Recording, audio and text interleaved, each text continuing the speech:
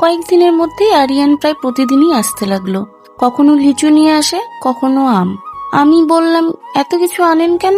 কারণ তুমি এগুলো পেলে খুশি হও তাই। কি? আমাকে কি আপনি লোভী মনে করেন? না না, আমি সেটা তো বলিনি। তারপর আরিয়ান বলল, নীলা, যদি আমি তোমাকে জিন রাজ্যে নিয়ে যাই, তুমি কি যাবে?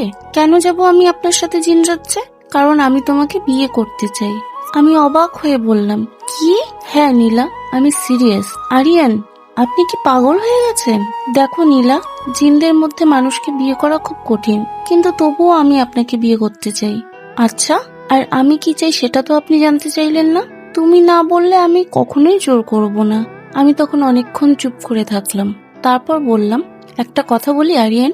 হ্যাঁ নীলা, বলো। আপনি যদি আমাকে বিয়ে করেন, তাহলে কিন্তু ঝাড়ু দিয়ে পেটানোর অধিকার আমার থাকবে। আচ্ছা আচ্ছা, সেটা আমি মেনে নিলাম।